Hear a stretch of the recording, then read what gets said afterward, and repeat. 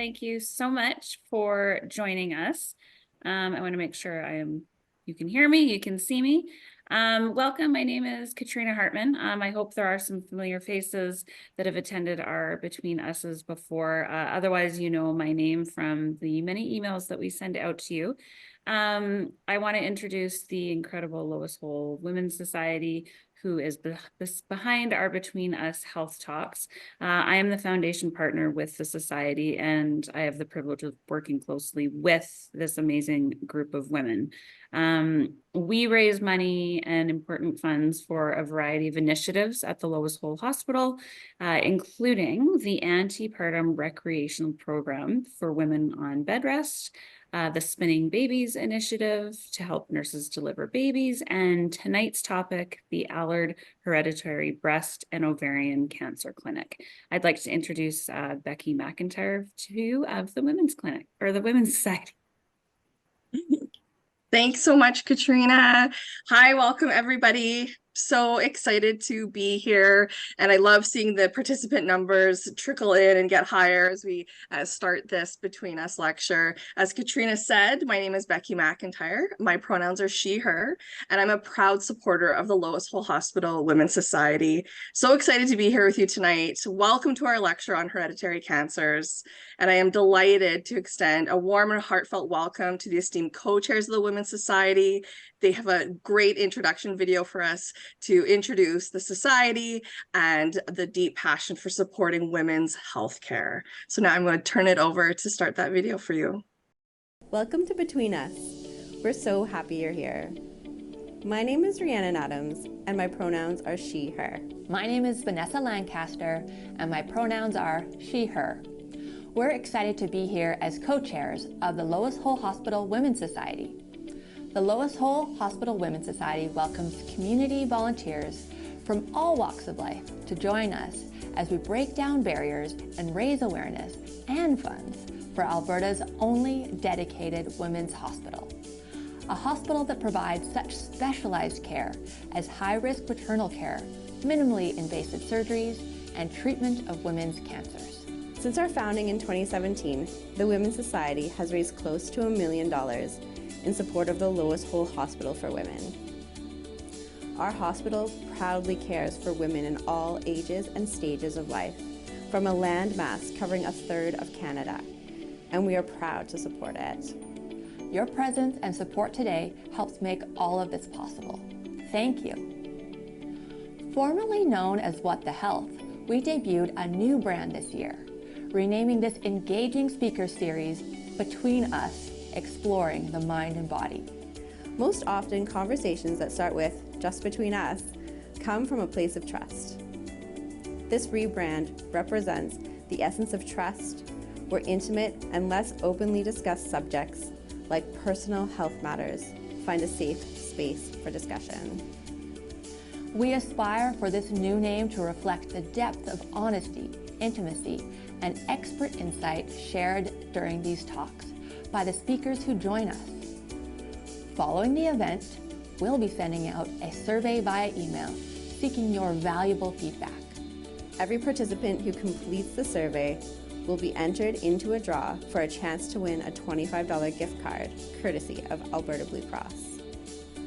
A heartfelt appreciation goes out to Alberta Blue Cross for their steadfast support as presenting sponsor, enabling us to host this informative series. Please join me and Rhiannon in extending a warm welcome to Alberta Blue Cross for the land acknowledgement. Hello, everyone. It's a pleasure to be here tonight on behalf of Alberta Blue Cross, and I'm honored to be here to respectfully acknowledge today and every day that we are on the traditional lands referred to as Treaty 6 territory. We recognize that the City of Edmonton and us, the people here, are beneficiaries of this peace and friendship treaty.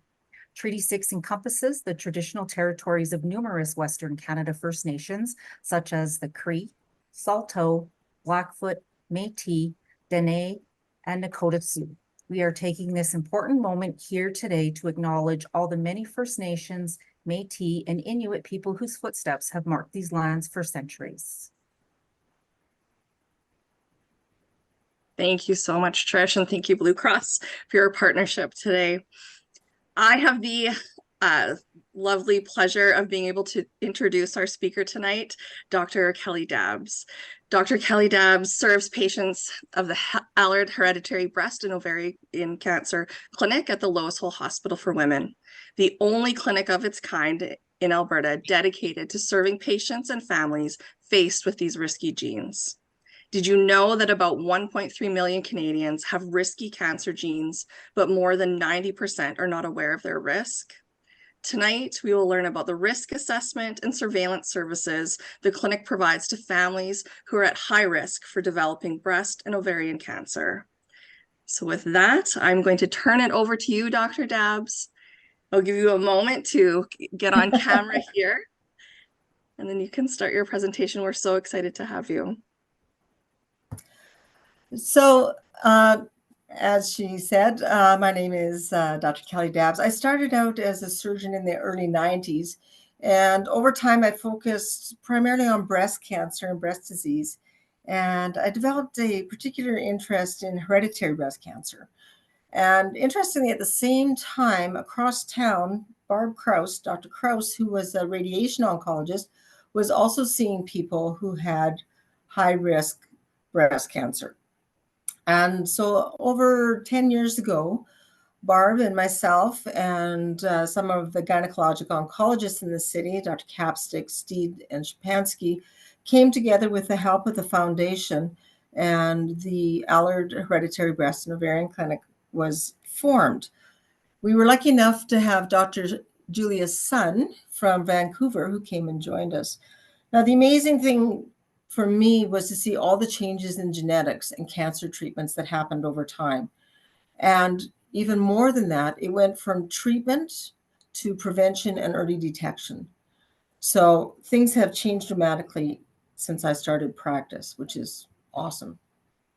I'm sorry, I'm going to bore you for a second with a little bit of cancer stats. Okay.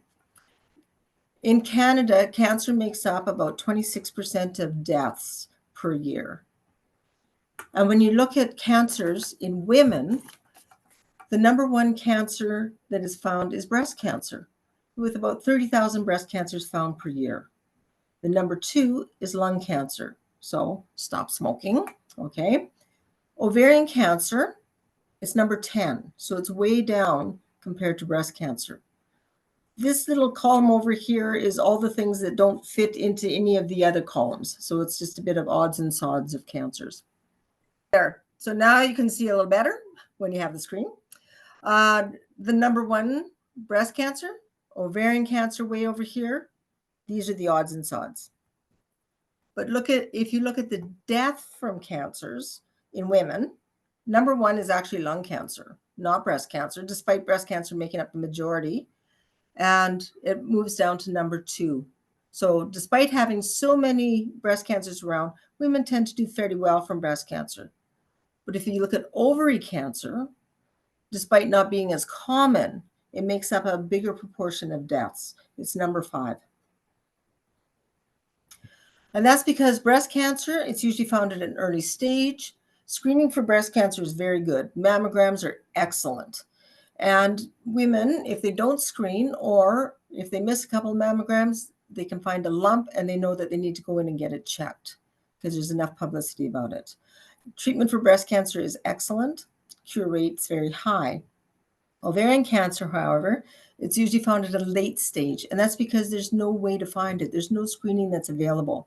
And when you do get symptoms, they tend to be kind of vague. A little bit of tummy fullness, you don't just quite feel well, very vague symptoms. So it's usually found late. And what we do know is that when you find the cancer is important, the earlier, the better.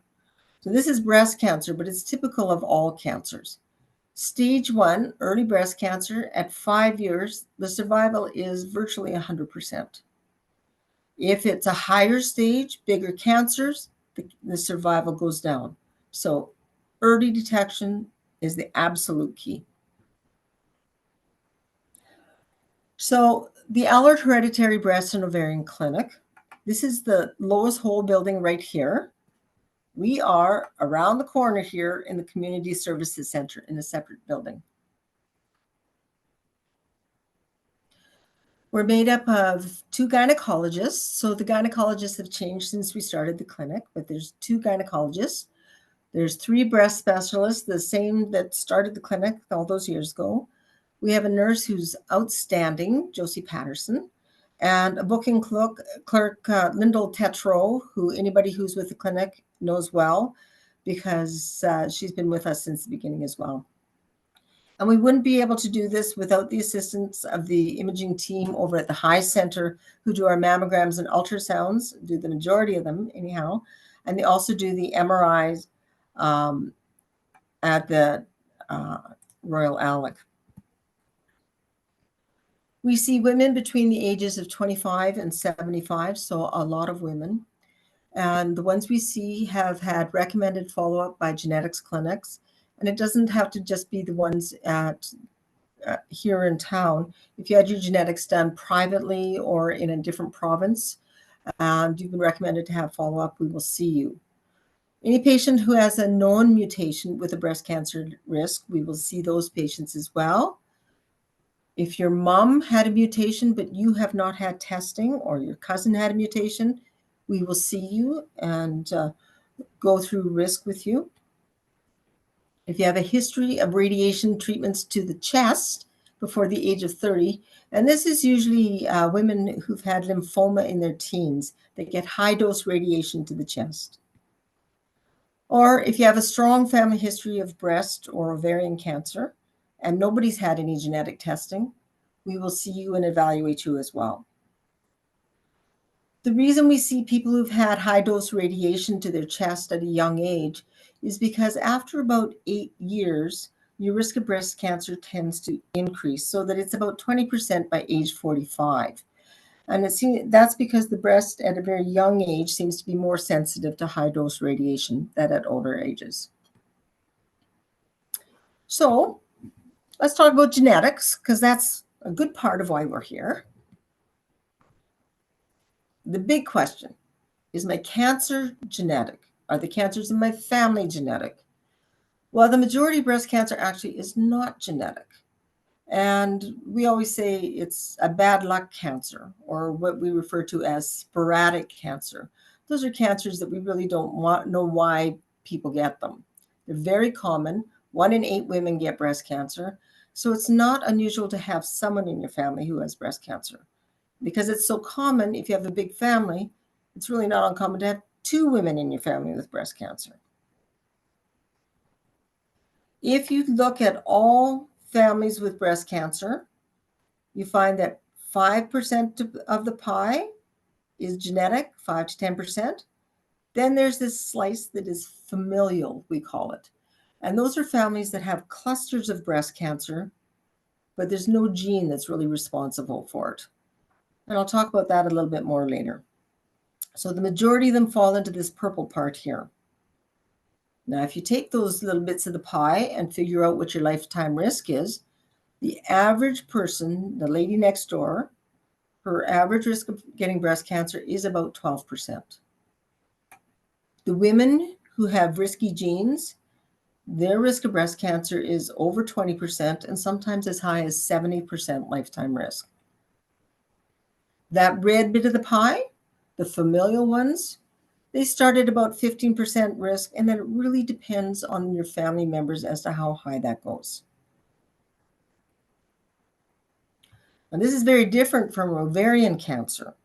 So not as many of them are due to bad luck.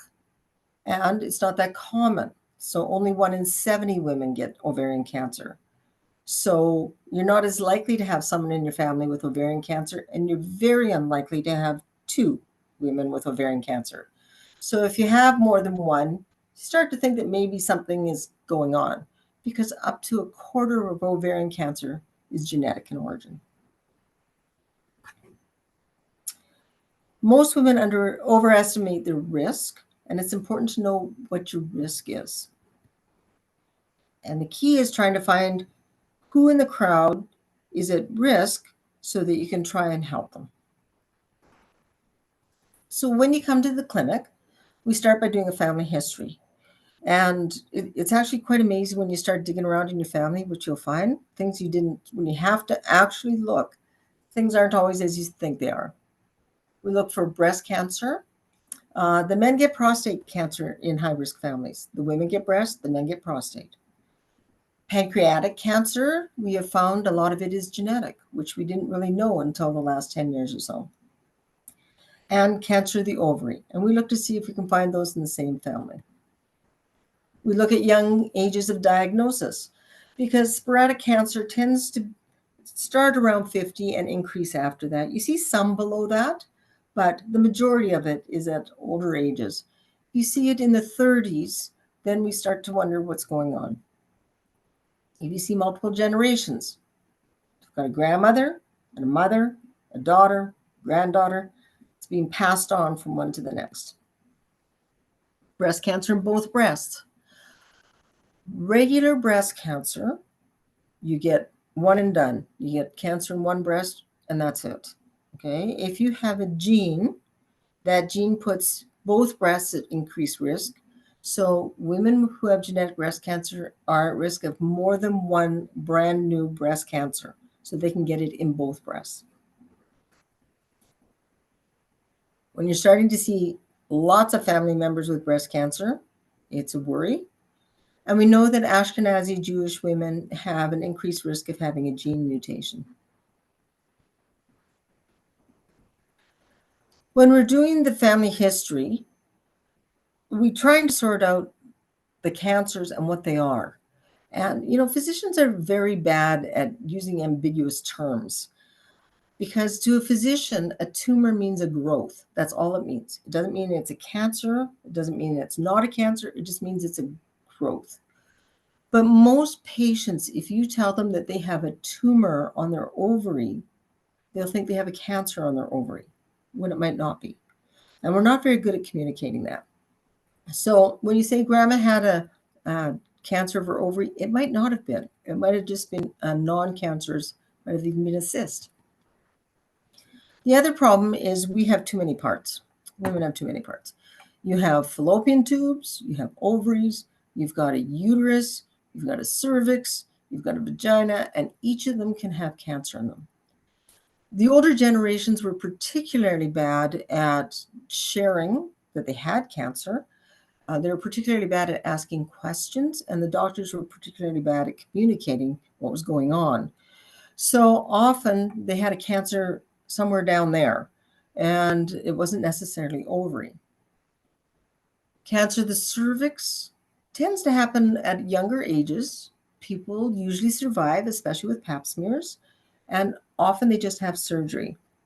So if you told me your grandmother had ovarian cancer when she was 25, and she lived till she was 90, I would think that she probably had either cervical cancer or she did not have cancer of the ovary. It was a non-cancerous growth because cancer of the ovary tends to happen at an older age.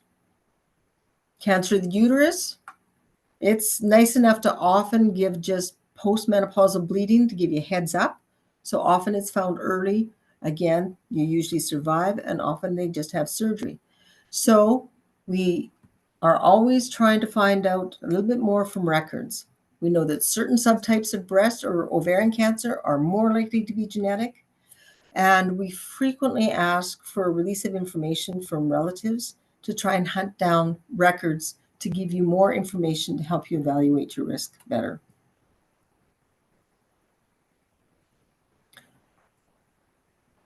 You can get that gene from either your dad or your mom. It's not just your mother that carries the abnormal gene. So you can get it from either one. And it comes down as what we call autosomal dominant, which means that if you get one copy of the gene, then you're at increased risk. So you have two genes in each parent, and they each give you one gene apiece. So that means that half of the children, you have a 50% chance of inheriting that changed gene from dad, or 50% won't get that changed gene from dad. And it could be the mother that has the gene, but either way, 50% of the children, 50-50 chance of getting that gene. I always think it's more like a relay race. I think it's a little easier to understand the concept in that if you are running the race, your mom has the baton in her hand and she tries to pass it to you, but she drops it. You don't have the baton, you don't have the risk, and you can't give it to your children because you never had the baton. So you and your children are not at risk. However, if your mom managed to pass you the baton, then it goes on to you to pass it to your children. Okay? So a family comes in, we do the family history. It looks like they're high risk. Now what do we do? So here's a family that I made up. Okay? So this is me. I wish I was 55, but I'm not. And these are a lot of youngish breast cancers, 42, 46, 44, 52, 51, 47, youngish, right? A little bit more than you would expect for the normal population. I put in a prostate cancer in a 60-year-old, which is on the youngish side for prostate cancer. Big family, 3 generations, grandma, mother, daughter. So if you take this family and you test one of the people who actually had the cancer, so you know that whatever's running in the family, they must have it. 10 years ago, this is what I would have shown you. 1/3 of those patients who had cancer in those funny looking families would have tested positive for a gene called BRCA1, which stands for breast cancer 1 or breast cancer 2. Now, the BRCA1 and 2 genes were first found in the 90s, and that's all we had until about 10 years ago. So 1/3 would test positive, and then the rest would test negative. And we would call that non-informative because we weren't any smarter about it. But now we have all these other genes. So we have a total of 13 genes that are responsible for breast or ovarian cancer. We still have half a pie. That doesn't explain what's going on in that family. So what's happening there? Well, we only found out about those other genes in the last 10 years, despite knowing about the first 2 in the 90s. So maybe if we wait another 10 years, we'll find some more genes that we just don't know about yet. Maybe it's not genetic. Maybe this is all just bad luck and that all those cancers have nothing to do with each other. Family history is a bit, there's an awful lot of cancer in that family to just say it was just bad luck for all those people. So it's more likely to be environmental or familial. Now, true environmental cancer, you can think of it as being like living at Chernobyl when they had the accident. All the people who were there were at huge risk of getting a cancer. But if they moved away and they had all of their children in Canada, their Canadian children wouldn't be at risk because they weren't exposed to the Chernobyl radiation. That's a true environmental cause, okay? As opposed to a familial cause where families tend to do stuff very similarly. They tend to eat similarly, exercise similarly, drink, have the same kinds of weight, live in the same kinds of environments, do things very similar. And whatever it is that makes up their body makeup, there's something about them that puts that family at increased risk. We don't always understand exactly what that is. So these are the 13 genes that we know of. These are the ones that cause breast cancer. And you can see these 2 here, they don't cause any breast cancer. They cause ovarian cancer, okay? And the reason there's 2 colors on the bars, it's the difference in the risk. So BRCA1 and BRCA2, the risk is said to be 60 to 70%. PALB2, the risk is 40 to 60%. CHEK2 is a very funny gene. It took them a while to figure it out because of it. If you have none or one relative with breast cancer and you have a CHEK2 gene, your risk of getting breast cancer is about 20%. When you start adding on relatives who have breast cancer, then your risk goes up. So it's strongly dependent on your family history. So that whole familial and milieu thing obviously has a big effect on the CHEK2 gene. Okay, so there's quite a difference across the genes as to the risk. And it's the same for ovarian cancer. And as you can see, the majority of breast cancer genes actually are not associated with ovarian cancer. The majority are not. So these two genes are the ones that have no association with breast cancer. BRCA1 women, however, have a 40 to 60% lifetime risk of getting breast cancer, getting ovarian cancer. And BRCA2, they have about an 18 to 25% risk of getting ovarian cancer in their lifetime.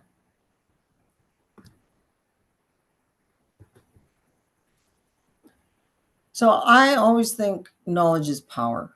It's so important to have genetic testing, I think, because you learn so much from it, both for yourself and for your children.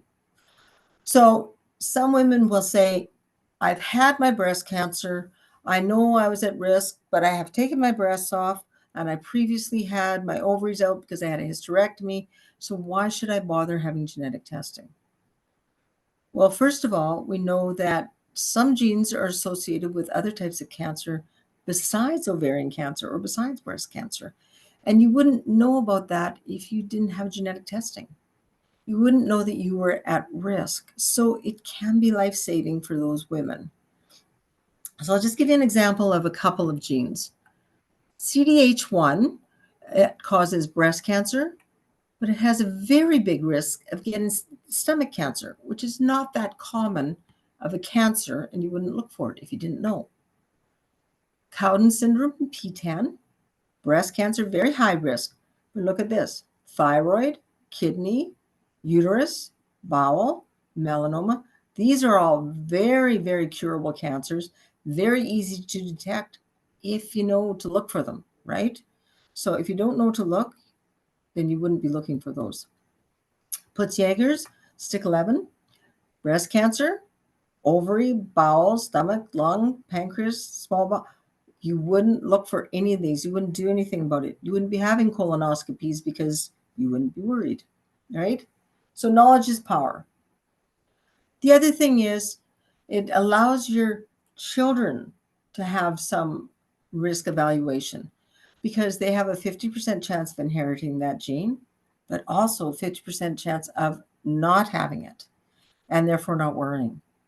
A lot of women say, you know, I don't want to have genetic testing. I don't want to know if I have the familial gene because I think it'll just cause more anxiety. But a lot of those women are very anxious already because they assume that they have the gene. And everybody forgets that that chance of not having the gene can totally turn your life around. So your first visit, we do full assessment of your family history. We do your personal medical history so that we can provide a full risk assessment. We talk about genetic testing options and we help facilitate genetic testing where it's appropriate. We talk about risk reduction, and then we provide screening for high-risk individuals in conjunction with their primary caregiver. So we see women once a year, and then they see their family doctor 6 months later. So this is me coming to the high-risk clinic, and I come in the door and I say, I want to have genetic testing, please. And the answer will be, we want to test your sister. Why do we want to test your sister? To see if there's a detectable abnormality in the family, right? If your sister tests negative, you will always test negative, even if you're at risk, because we don't know what's causing the problem. So we need to know if there's an abnormality in the family. Sometimes we can't do that, and then we will discuss whether you should be tested or not.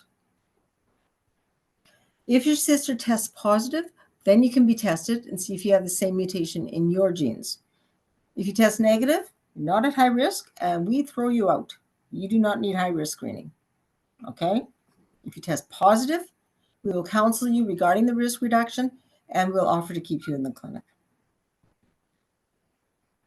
Now, if your sister tests negative, then we will use a risk calculator to try and predict what your personal risk is, all right? Because we're not able to detect the gene, we have to have some mechanism to try and figure out if you're at high risk or not. Eyeballing it is a sort of okay way to do it, but we found that it's actually not as accurate as we would think. So the risk calculator is based on your family history, who had cancers, what kind of cancers, how old they were. It's also based on personal factors, like when you started your periods. Did you have children? How many children? Do you drink alcohol? How much do you weigh? All sorts of things. So if you take this family, and I'm doing the risk calculation for you, and I say you're carrying a bit of extra weight, you're 5'2" and 180 pounds. On imaging, on x-ray, on a mammogram, they say your breasts are quite dense, or density D, and you have a couple glasses of wine every night when you come home from work. On the risk calculator, your personal risk would be 40%. You compare from age 56 to 80, so your risk is 40% compared to another general population person. Now, if you take the same person and you slim them down, and they've been to the gym and they're 5'2" and 130 pounds, on imaging, their breasts are almost see-through. They're fatty. They're very easy to detect things, and you don't drink alcohol at all, your risk is substantially lower. So there's more factors than just family history that goes into the familial people. Now, what about ovarian cancer? What can you do for ovarian cancer? Well, first of all, I'm going to just clarify that it's not actually ovarian cancer. We call it ovarian cancer because it's faster to say, but the majority are likely coming from fallopian tubes, with not as many coming from the ovary as we thought. We don't know what percentage is fallopian tubes, but it looks like a great majority of them are. We found that out from people having prevention surgeries and found early cancers in some women, and the tumors were in the fallopian tubes. Can you screen for it? No, unfortunately. There's a blood test. It's called CA-125, and it goes up with a lot of problems, is the problem with CA-125. It's a great test for following people who've had ovarian cancer, but it's really lousy at detecting ovarian cancer.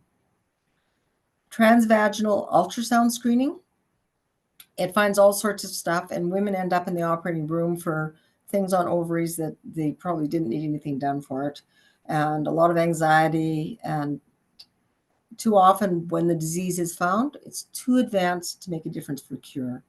The original studies looking at screening were done quite a while ago and found it was of no benefit, did not find things early enough, made no difference in survival. They just redid all the tests because they thought, our technology is so much better than it used to be, and they're wrong.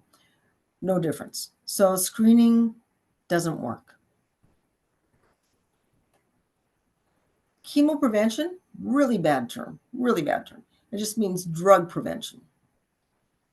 Oral contraceptive pill, birth control pill, it reduces the risk of ovarian cancer by up to half. And all of the studies show that it does reduce the risk. There's a theoretical concern regarding taking birth control pills that it will increase the risk of breast cancer. Most of our data is from BRCA carriers because, like I said, we haven't known about the other genes long enough to get a big pile of data, but we have a lot of data for BRCA people.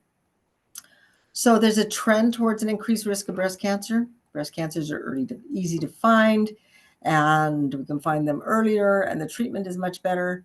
Ovarian cancer is just 100% the opposite, so we're quite happy if people use birth control pill.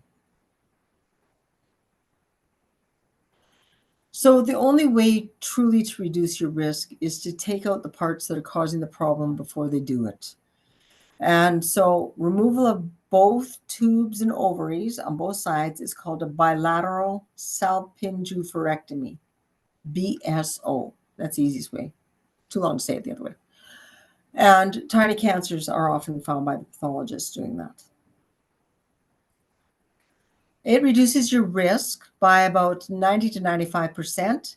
It has no effect on a thing called primary peritoneal carcinoma, which is found in about 4% of women who are BRCA1 or 2 positive of the women who do develop an ovarian type cancer. So it ends up being a very small number of women who get that type of cancer. So it's very useful. Also, if you have your ovaries out at the age of 35, which is when the original studies were done, it reduces your risk of breast cancer by up to 50% if you don't go on hormones. So it gets rid of your risk of ovarian cancer and fallopian tube cancer, but it also reduces your risk of breast cancer by half if it's done young and you don't go on hormones. Well, there's problems with not going on hormones. Early menopause is not great for you, okay? There's an increase in bone loss, osteoporosis, increase in heart disease and lipids, and sexual dysfunction. You have less sex drive, increased dyspareunia, which means pain with intercourse. And if you're 35, it's just not right, right? So we're not too happy with people not going on hormones. So could we do anything differently? Well, you could remove just the fallopian tubes because they seem to be a good portion of the problem, and then come back and take the ovaries out when you hit menopause.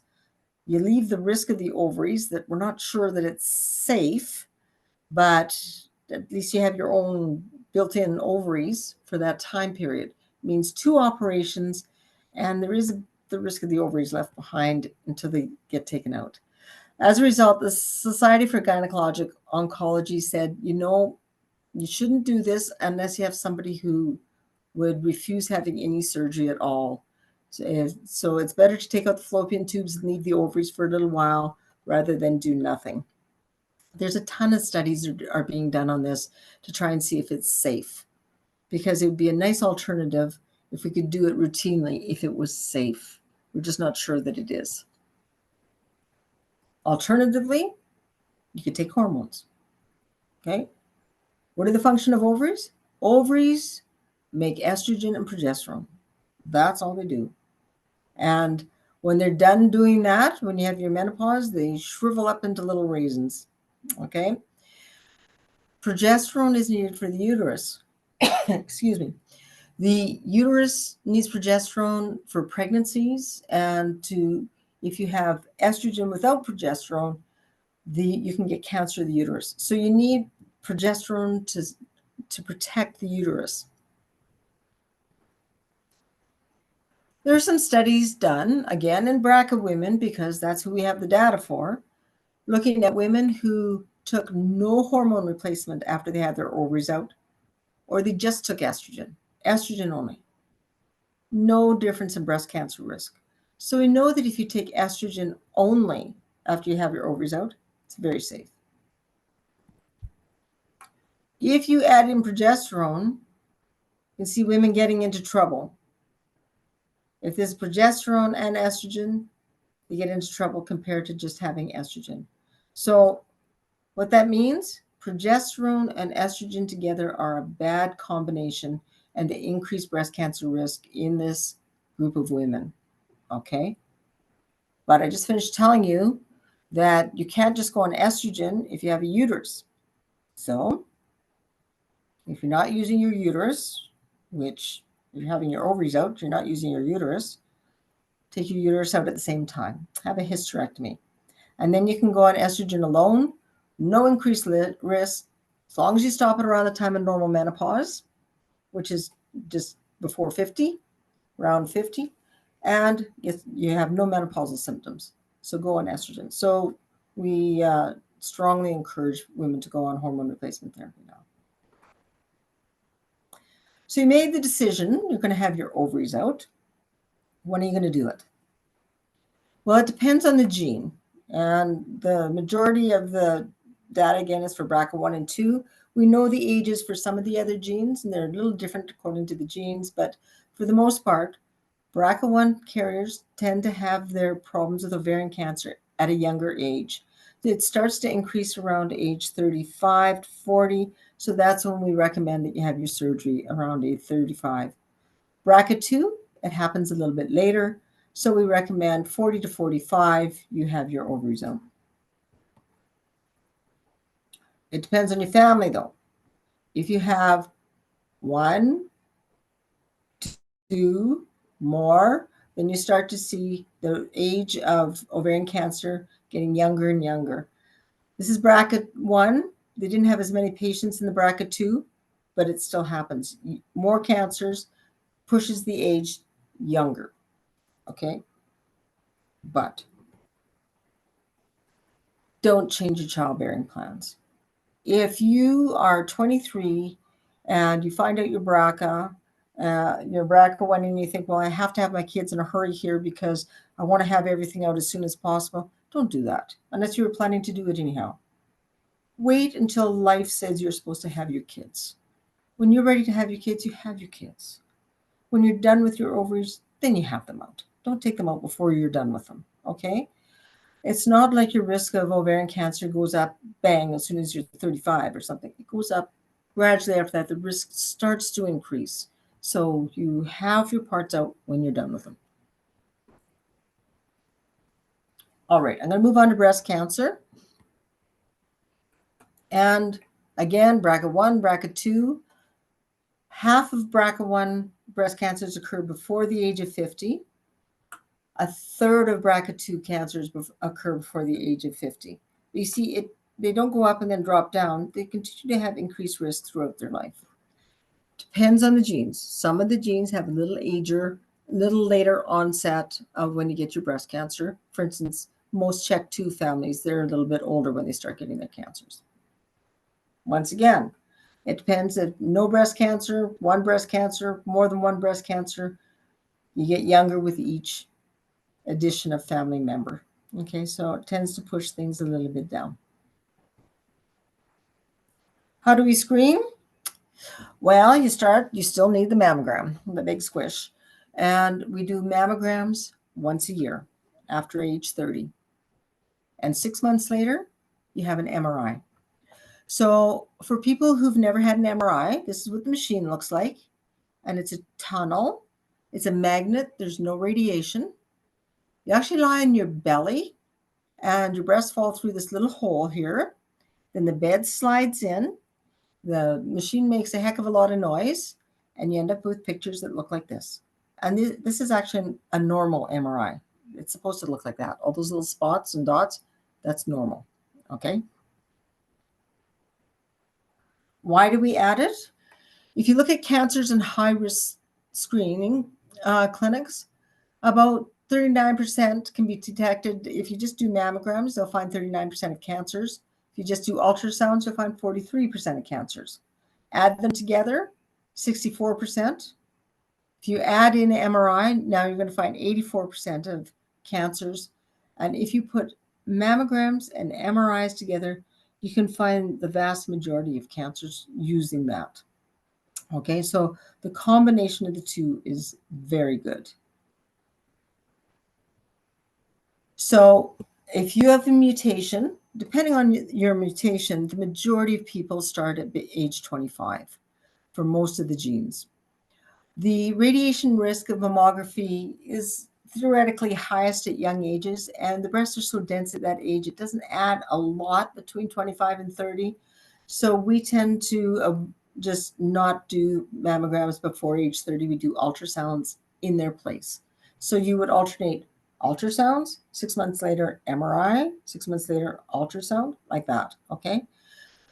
Radiology asks for a baseline mammogram before you start your MRIs. So you usually have one at 25, and then it goes on from there. Once you hit 30, you go back to mammograms and MRIs. And we split the care with the family doctor. So we see you usually around the time of your MRI, depends on the person, whatever works best for the patient. And your family doctor sees you around the time of, we see around the mammogram, and they see you around the time of the MRI.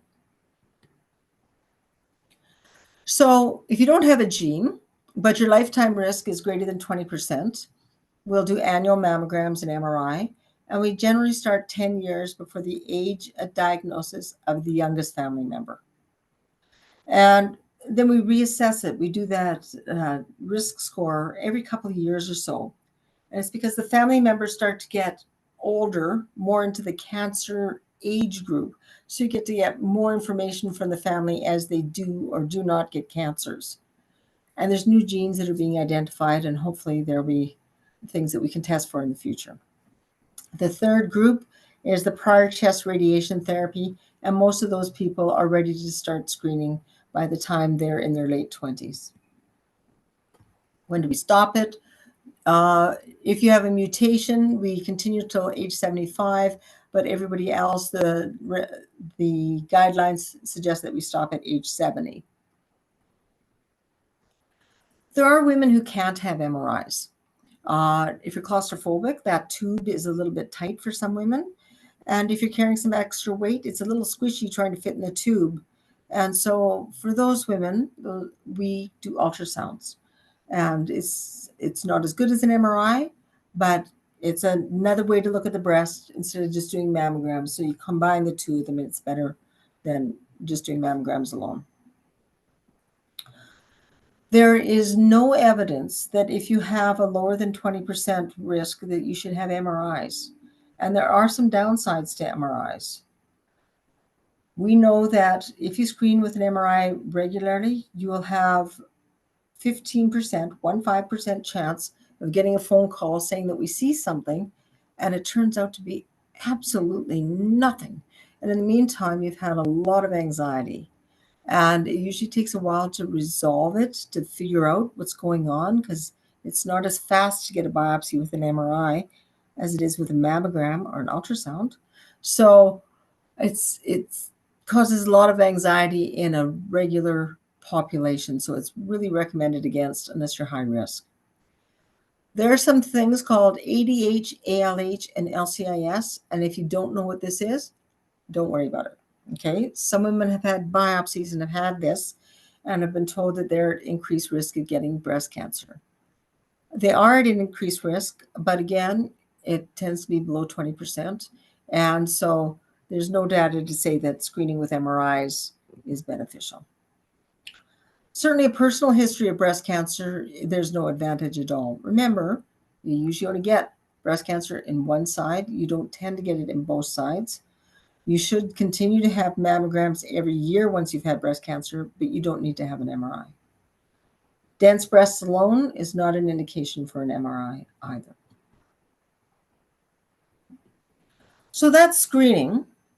But I think the most important point is just screening does not stop you from having breast cancer. The goal is to find cancers early, because what does early translate to? Better survival. People do much better if they have early detection. And we've got studies that show that. The cancers are smaller, you have less chance of having cancer in your lymph node, and there's less high stages of breast cancer when we do screening with MRIs. Here we go again, BRCA 1 and 2. And no MRIs, the mortality, the death rate is higher than people who've had MRI surveillance, okay? So it's life-saving. Other things you can do. There's that word again, chemoprevention, drug prevention. It can reduce breast cancer risk by up to 50% of hormone-positive breast cancers if you take one of these pills for 5 years. It will reduce your lifetime risk by half, which is huge. And honestly, tamoxifen, for instance, which some of you might recognize if you've had breast cancer treatment, tamoxifen has not that many symptoms. Most people tolerate it quite well, most people. And so it's easy to take. It's a prevention drug. If you don't like it, you can stop it. It has a close relative, raloxifene, and there's other drugs called aromatase inhibitors that do similar things, also lower your risk of getting breast cancer in the future. Bilateral, both sides, prophylactic mastectomy, prevention breast removal, okay? So we discussed that option as a risk reduction tactic for women who would like it. We talked to you about it at intake to the clinic, And then we tend not to talk to women about it again unless they want to discuss it. Okay? It's a very personal decision. You can only make that decision for yourself. I always say that it's the best decision ever for women who want it, and the worst decision for women who feel that they should do it. Everybody's telling them to do it, and it's not really what they want. Those people are pretty unhappy. It reduces your risk of breast cancer by 90 to 95%, and most women can have immediate reconstruction if they want it, and it's covered by health care. If you initially decide to go flat and not have a reconstruction, but then you change your mind in 5 or 10 years, you can still have it reconstruction, and it's covered by healthcare. And best thing, no imaging after you've had your mastectomy. You cannot have reconstruction if you're a smoker because the skin of the reconstruction just totally dies. It has no circulation. So they won't do it if you're a smoker. If you're carrying extra weight, the complication rate can be as high as 50%, 50. So they don't want to do it. And if you have significant health problems, you don't want to be on the operating room table longer than you have to be. So you probably should go flat and have prosthesis if you have a lot of health problems. We know that the nipples can be spared. You don't have to lose your nipples, and it does not increase your cancer risk. However, if your nipples are pointing at your toes and then build breasts with the breasts up and perky, your nipples are in the wrong spot. So cosmetically, sometimes it's not wise to save your nipples. Okay. Reconstruction is done with implants, or you can use your own tissues for reconstruction. And that's a decision between you and the surgeon. Just going to show you a couple of quick pictures. This is a woman who is having nipple-sparing mastectomies. So she's saving her nipples. And this is after she's had implants. You see, your nipples are spared. Her incisions are down here. She's got implants, and they also did some fat injections because sometimes it's a little flat up here with implants. Okay.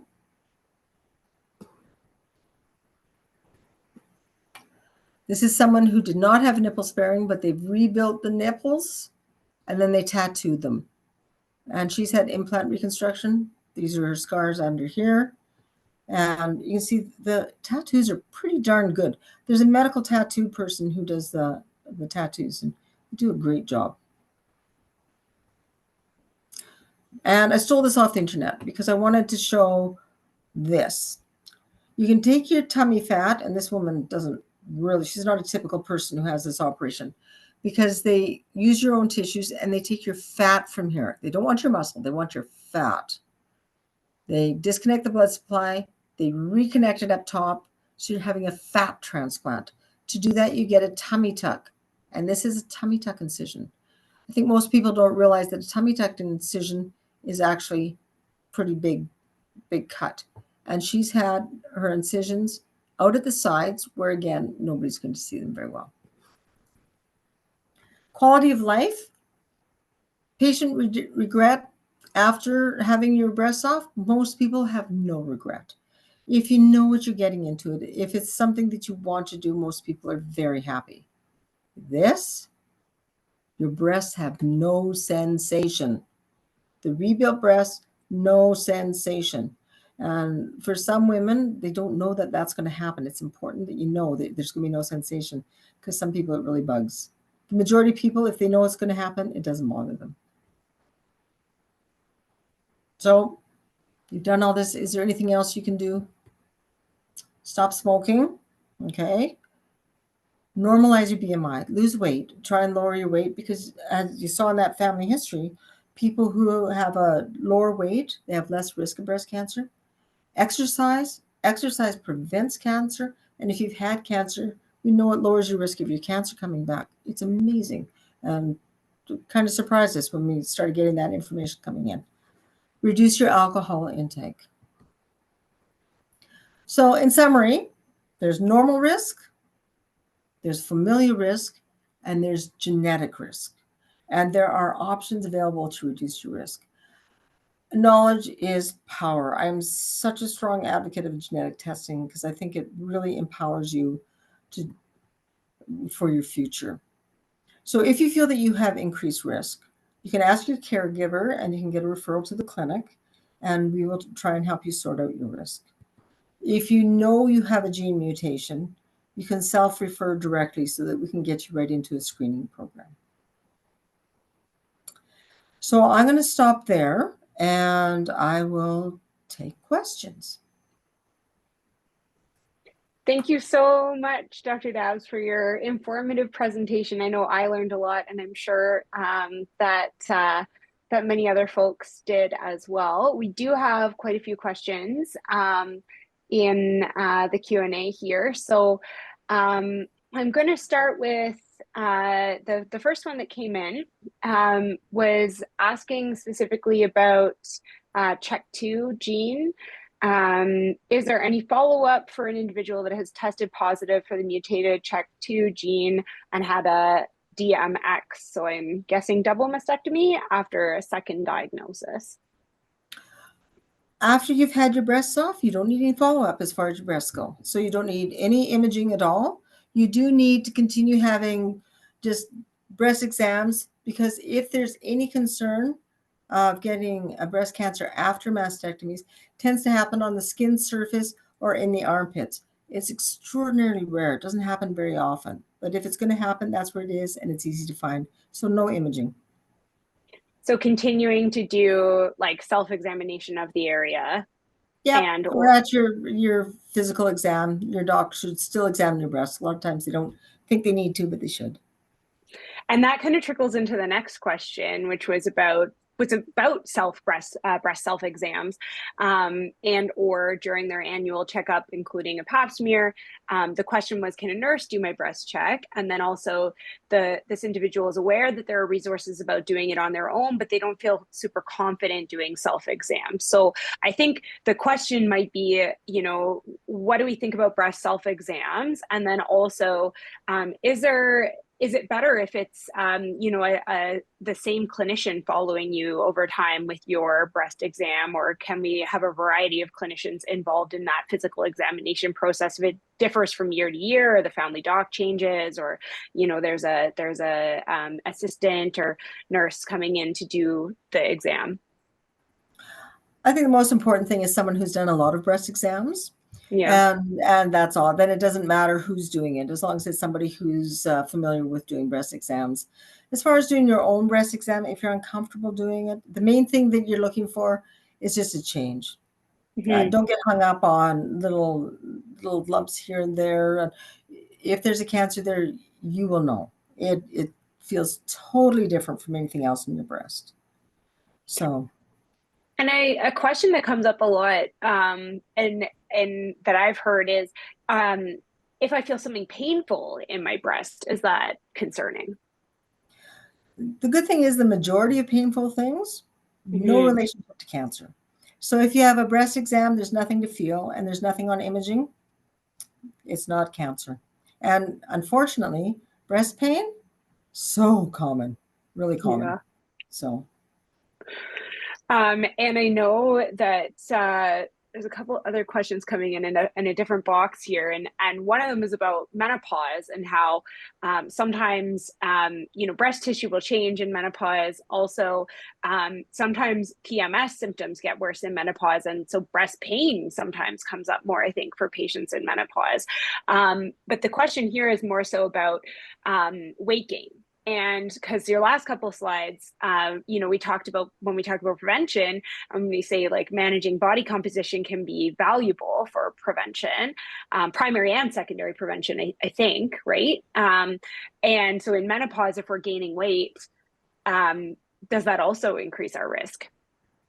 Weight gain does increase your risk. It's a problem, right? In the general population, menopause is always associated with a weight gain for the majority of people. You just don't metabolize things the same. And so the average woman gains weight during menopause. For women who have their ovaries out, if they go on estrogen, it mimics keeping your ovaries intact. Okay, Mm-hmm. so it takes the place of your ovaries, but then eventually you're going to have to stop that estrogen anyhow. And then you go through menopause. And it's one of life's miseries. And so We know that in the general population, that if you don't have risk, when you go on hormone replacement therapy, you're good for about 5 years, and then your risk starts to go up. And that's the general population. High risk population, there really aren't studies regarding that because we know that the hormone replacement therapy does push up risk. So Okay. it's a battle. Yeah, balancing the pros and cons, right? Risks and Yeah. benefits. Yeah. Okay, so back to CHEK2 for a second. If one has mutated CHEK2 and breast cancer has been found in mom and 2 daughters, both daughters have been found to have the mutated gene, is it only likely that they would be concerned with breast cancer and not other cancers linked to CHEK2? CHEK2 has also been associated with bowel cancer. Okay. Mhm. So it's recommended that they start screening for bowel cancer as well at age 40. Or depending if there's colorectal cancer in the family, it depends on the age of other people. So if they have younger bowel cancer in the family, then they would need to start screening earlier. Yeah. And just because I know the bowel isn't your niche, but just for our audience, what would colon cancer screening involve? Well, for the general population, you tend to have a poop test. But for Right. people who are at high risk, they need to have a colonoscopy.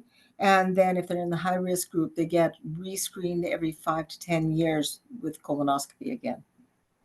And Thank we you. know that if you find polyps in the bowel and pluck them out, it prevents them from turning into cancer. So you can actually prevent colon cancer. It's pretty cool. So we're screening and we're preventing with Preventing. that. Yeah. Fantastic. Thank you. I think this is a great question, speaking to your clinic or the clinic about someone has documentation from BC Cancer Center or BC Cancer Care recommending genetic testing based on their father. They've been on the wait list for genetic testing for looks like 19 months. But I think you mentioned that there's a possible way for patients to self-refer to the Allard Hereditary Breast and Ovarian Clinic. Yeah, if you have a known mutation in your family, we will see you. It's unfortunate that genetic testing through provincial testing agencies, it's backed up. They're underfunded. There's not a lot of them, and they don't just deal with breast and ovarian cancer. They deal with a lot of other cancers. So there's a long wait list, and BC across Canada. And so in our clinic, we used to, up until about a year ago, we had 2 options. We could see if they would fit criteria to go through provincial testing. And actually, not everybody does fit criteria for AHS testing. And then the other option is to have private testing. Private testing, you get the results back in about a month for most people. Comes back in a month. It's a spit test. You spit in a tube. Very easy. You don't have to give blood. You can do it at home. You just mail it in. So it's very easy, but it's $500, $500+. And a lot of people that's a lot of money. You can't afford that. And if you're trying to talk a relative into having a test that they don't really think they need, it's impossible. We were very lucky that someone gave a donation to us through the foundation. And we've taken that money and put it all into paying for testing kits for women who are appropriate for genetic testing. And so we do genetic testing on those women, and they can get the results back, like I said, within a month. And then they know whether they need to be getting MRIs or if they can stop all those MRIs that they've been having that they didn't really need. So it's been probably the best thing that's ever happened for our clinic for the patients. It's pretty amazing, actually. That's so amazing. And because I am a Women's Society supporter, I'm just going to go ahead and plug that when you get your survey participants and you'd like to make a donation, you can go ahead and make a donation, and you can actually specify the Allard Hereditary Breast and Ovarian Clinic when you make your donation. So those funds can go to initiatives like this. So enough of a plug. Let's keep going with the questions because there's so many that we started with 7 and we're at 28. So I'm going to do my best here. Okay, I'm going to read this next question pretty much verbatim because it's from a reproductive endocrinologist. And so they are seeing patients with hereditary cancers, majority BRCA1 and 2, wanting to do IVF and then test the embryos for the gene before implantation and pregnancy, or for fertility preservation. So they might be seeing the patients to freeze their eggs or embryos before their ovaries are removed. If a patient has not completed their families before the recommended age for oophorectomy or ovary removal, i.e. before age 35 for the BRCA1, is there an inflection point where the risk of breast or ovarian cancers for patients with hereditary mutations are increased significantly, or is it a slow increase in risk year by year? It's a slow increase. And we really feel strongly that if you're still working on having your family, you just have your family. Your risk does not increase enough to make it so that there's a cutoff point where you need to get on with your surgery. No, I think it's much more important that people have the family and have the life that they want and try to minimize the effect that this gene has on their family. So yeah, from our clinic standpoint, and as far as I know, all the hereditary across Canada, they say family first, surgery second. Fantastic. Thank you. Another question from the REI about tamoxifen, and we've seen it being used for 10 years instead of 5, and patients can't carry a pregnancy until they're off the tamoxifen, or take a break from tamoxifen. Is the standard of care 5 years, or are we moving towards 10 years? So it's two different things. If you're using it for prevention, it's always 5 years. Okay, Right. If you're using it for cancer treatment, we know that the standard is 5 years. You get a little bit increased bang for your buck in that additional 5 years taken out, you up to 10 years. Okay. But if you have life things happening, stop at 5 years, get on with your life, have your kids, that sort of thing. Okay. Because the increased benefit you get is not enormous. It's not like 30% increase in lifespan by going for another 5 years. It's a small incremental increase. So if you want to have kids and you're just waiting to get off the tamoxifen, do your 5 years, talk to your oncologist, and they'll 100% agree, get off your tamoxifen, have your kids. Fantastic. Thank you. Okay, this is kind of an interesting question. Can you speak to the rationale for the upper age limit of 75 for the clinic? I know, it's like ageism, isn't it? I know. For the most part, as you get older, your breasts become more and more fatty, okay? And so it becomes easier and easier and easier to see things coming from a mile away, right? And so it's easier to detect things. And then the MRI adds less and less and less. You don't need to use the MRI because you're going to find it on the mammogram anyhow. So there's not as much benefit. And for the people who are not mutation carriers, that cutoff point seems to happen a little bit earlier because the general population tends to get fatty breasts maybe a little earlier than BRCA1, BRCA2s, maybe. That might be part of why they have risk, right? So up until maybe about a year and a half ago, it was always 70. But then they showed that you could push it to 75 for people who have a gene mutation. The other reason is we know women live forever now, right? And so adding on more time as well. People didn't even used to get mammograms up to 70, but we know that women live longer. So there's benefit. But after that, it's pretty hard to show that there's a lot of increased benefit by keeping on with the MRI because you have competing things with your health and it doesn't add as much.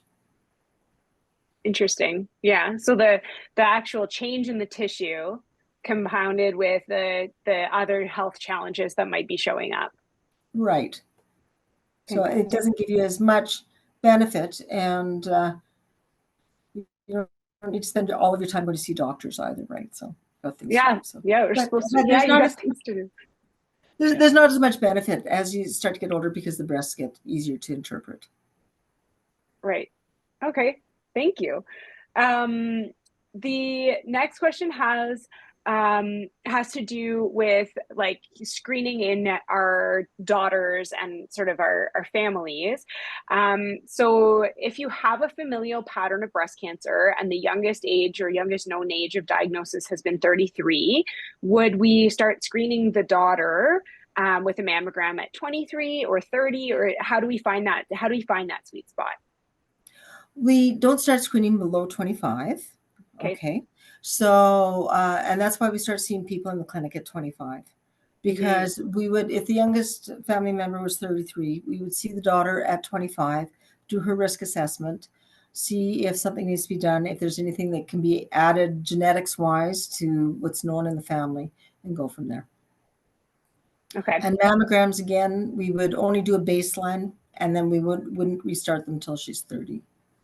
Okay. So we'd do a baseline if indicated, and then restart at 30. Okay. Yeah. Okay, a little bit of a complicated question with respect to Lynch syndrome and the MLH1 gene. This individual had a hemicolectomy last December, thinking that potentially they're at risk for endometrial cancer. Relatively young, 57. I should be kinder. People are listening. Yeah. And the questions are, could this individual self-refer to your clinic? She would be seen by the gynecology side of the clinic. Right. If she still has her uterus, they would see her. Yes. Okay. We won't see her on the breast side because Lynch is interesting. At one point, they thought they had an increased breast cancer risk. Then they said, well, actually, we don't think they do. And then they said, well, maybe they do. But now they're in the maybe you don't. So right now, no breast cancer risk, but definitely an endometrial cancer risk. So the gynecologist would see that person. Okay. It's one of those things where we're still learning so much. So like the rules change, right? What might have been true isn't always true anymore. And we have to be open to changing our minds and our understandings about these things. Okay. Question about, back to breast exams for a quick second. Sometimes patients are finding that the docs are generally just sending for annual mammography. Are there guidelines on clinical breast exams? Like, is that meant to be done annually, or like a pap smear that's every 3 years, or is there a screening guideline for a clinical breast exam? It's interesting. The Canadian clinical guidelines say no breast exam. And none. And part of the reason for that is that a lot of people don't do breast exams very often, so they're not very comfortable. And if you don't do them regularly, sometimes it's hard to distinguish normal breast tissue from something worrisome. So it tends to drive a lot of extra tests that don't need to be done. Okay. It's never been shown to change survival or outcome. Right. And that's why a lot of people have stopped doing it, because they didn't feel that they were adding anything to it. If you have to give up anything, I would absolutely give that up and do imaging instead. If you have somebody who's experienced a clinical breast exam, it adds a small amount. And certainly in high-risk people, because they are super high risk, it's beneficial. Okay. General population, it's harder to prove that there's a benefit. And it's still worth doing self-exams because you know your breast best, would you say? Yeah. Yeah, it depends on the women. Some people examining their breasts makes them highly anxious. Those women need to stop examining the breasts, right? If it just scares them half to death. And it's entirely getting to know your breasts, because you'll know that there's something there that wasn't there before. You've never felt it before. And that's the thing that you need to be concerned about. Okay, fantastic. Thank you. Okay, question from one of your former patients that you helped diagnose their breast cancer. They have a new breast cancer and remaining breast, which was considered hormone positive, and curious if they should get genetic testing. If it's a brand new breast cancer, so now they've had 2 new breast cancers, I think it's quite reasonable, and it also depends on the family history, but for the most part, yes, I would have genetic testing if it was me. Yeah. Yeah. Okay. And staying on the genetic testing side of things, I know you mentioned like paying out of pocket for private genetic testing. There's a question here that just says, what do you think about private genetic testing if you don't know much about your family history and want the information to know if you're at risk of cancer? I wonder if this person is also sort of speaking to like the general genetic panels, as well as like, I think there's sort of general genetic tests that you can have done. And then there's also like maybe cancer specific and things like that. But do you have any thoughts on if someone isn't aware of their family history, or if somebody kind of is interested for fun, so to speak, like what are your thoughts on those types of tests? I think it really depends who you go to. Okay. There are fun genetic testing, like Ancestry and 23andMe and things like that. And those are fun genetic testing to find out if you're Irish or whatever. If you want to know your true genetics, there's only a few companies that are reputable. And so, for instance, one is called Invite, Invite, but with an AE on the end, and Colors. And those are two reputable ones that will look at cancer genes. And it's reasonable. Doing panels of 100 genes is not reasonable, because a lot of those genes you can detect that they're abnormal, but we don't even know what it means. You have an abnormal gene, but we don't know what it causes. So what are you going to do with that, right? So you need to go to somebody who will do cancer panels that also has a genetic counselor associated with that private testing, which the reputable ones do. So those are the two main ones that we use. I don't think it's such a terrible idea for people to get genetic testing, but it depends what you're really doing it for, right? I think anybody who's had breast cancer, I think it gives a bit of information and peace of mind for women who've had breast cancer, or if, in fact, for any cancer. But on that note, I also want to say that we have women in the clinic who they know there's a gene in the family, and they don't want to test. They just don't want to test. And so from our perspective, we will take them into the clinic because they have a 50-50 chance of having that gene. We'll take them in and we will screen them as though they're positive. Right. So we will take care of them. When they get to the point that they would have had to have surgery for that gene, not all genes need surgery, because if they don't have ovarian cancer, they don't need surgery, right? So as long as they don't need surgery, from our perspective, they don't have to have genetic testing. Nobody has to have genetic testing in our clinic.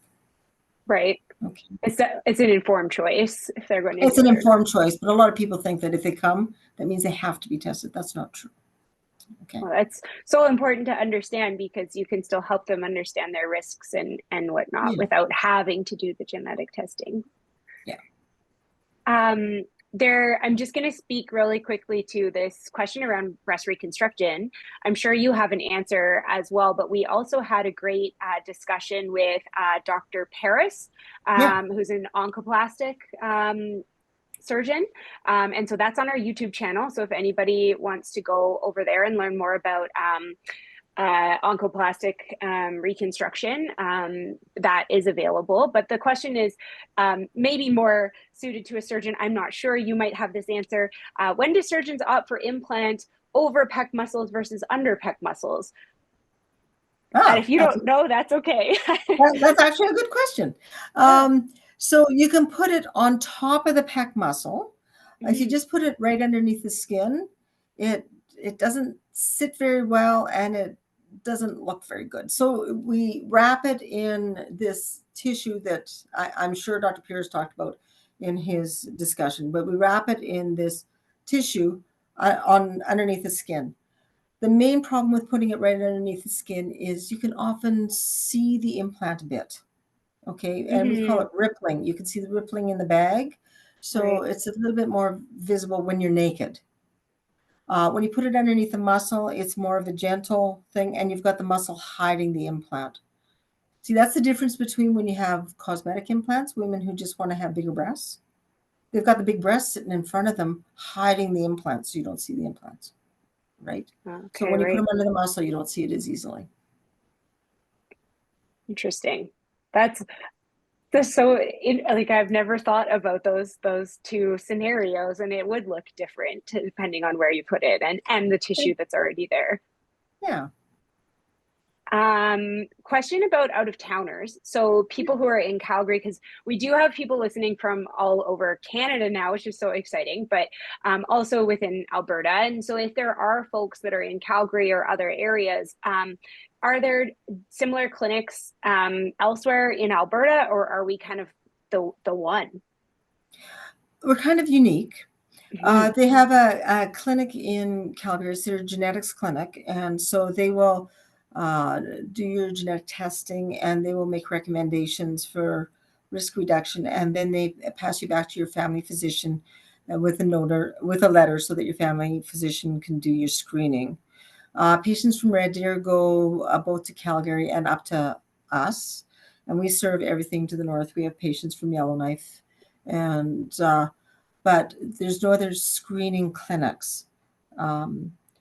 We know from previously that women, if they are just left on their own screening, a high percentage of them fall off of screening just because life gets in the way. I mean, think of it. How many times have you walked around with a blood requisition in your purse until you're ready for your next appointment with the doctor and you go, well, I better go get that blood drawn before I go see them, right? And that's what happens with mammograms and with MRIs, and they weren't getting done. Most people who have a gene mutation don't stay on screening regimens for very long. And that's one of the reasons why the clinic was set up, to try and help women keep on their screening. That's so fantastic and so important. Okay, so I think we answered this already, but just for clarity, in 2010, this individual had both breasts removed due to breast cancer. They have one daughter. And so this daughter, when should she be getting a mammogram? Well, it depends. It depends on a lot of things. If the mother has a gene mutation, okay, the daughter should be tested to see if she has a gene mutation as well. And if she doesn't, she can just be a regular normal person and start at normal screening age, okay? If her mom has not been tested or she tested negative for a mutation, it depends on the family history and how old she was when she had her breast cancer. So for family history only, we tend to start about 10 years younger, but no younger than 25. Right. And not necessarily mammograms, because we don't do a lot of mammograms under 25. Right. Under 30. Under 30. It'd be ultrasound probably. Yeah. Okay. Fantastic. Thank you. I think this is an interesting question about the relationship between prostate cancer in men and female cancers, because you had on that one slide that there was a relationship there. I think it was with ovarian and prostate. Or maybe you can clarify that for me. And then also, where can someone find more information about that relationship? So a lot of the genes that cause breast cancer in women, they cause prostate cancer in men. So BRCA1 and BRCA2 men get prostate cancer, especially BRCA2 men. And so there's the same sort of relationship. Not all breast cancer genes cause prostate cancer. But if you go on, it's called the NCCN guidelines. They list a lot of the genes and the risks for different cancers. They update them 3-4 times a year. And about prostate cancer in some of the high-risk families, high risk of breast cancer, high risk of prostate cancer. And some of the prostate cancers in those families are different than general population prostate cancers. For instance, BRCA2, men with prostate cancer, they tend to get it a little bit younger than the general population. And the same looking cancers will act a little bit more aggressively than you would have thought they should have compared to the general population. So it's important that men never think they need to get tested unless they have daughters. But it's important because then you know your risk as well.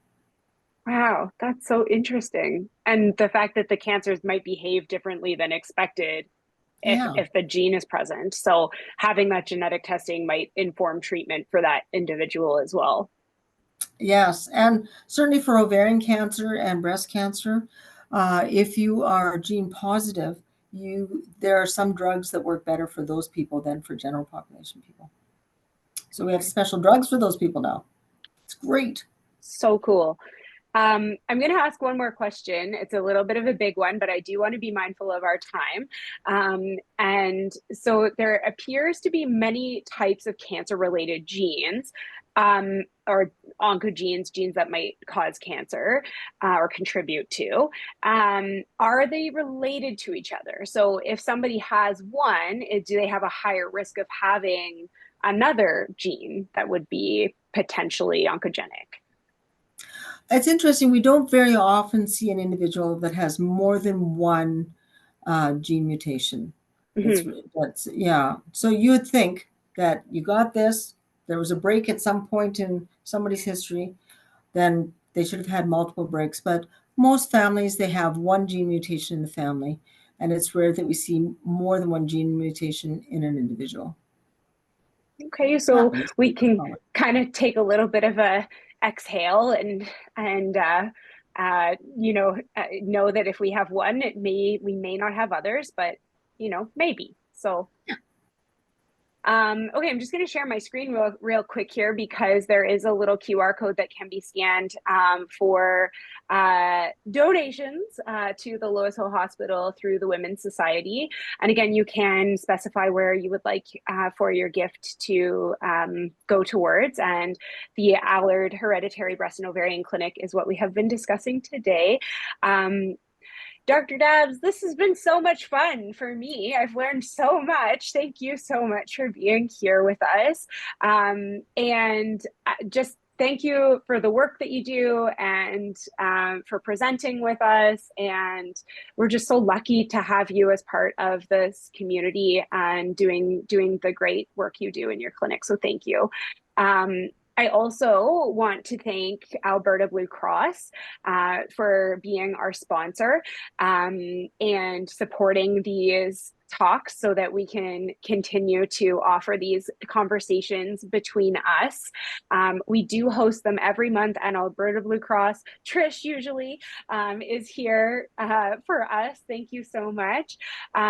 You all will receive a feedback survey, and we do read your feedback and we do our absolute best to take action on your feedback. So if you have feedback, please put it into the survey. If you do the feedback survey, you will be entered to win a $25 gift card courtesy of Alberta Blue Cross. So if you get an email from Alberta Blue Cross and it's like, you're a winner, you really are. It's not a scam. So you could win if you give us some feedback, and we win when you give us feedback because we actually try to do our best to take that feedback and take action on it. Our next talk will be held in May. I had to check what month it was because I thought it was already May, but we're still in April. So our next discussion between us will be held in May. Thank you so much again, Dr. Dabbs. This has been so fantastic. I learned so much. I know everybody else here did as well. Thank you to our monthly supporters, and thank you, Alberta Blue Cross. I hope you all have a wonderful evening, and we'll see you next month. Well, thank you. Take care. Okay, bye-bye.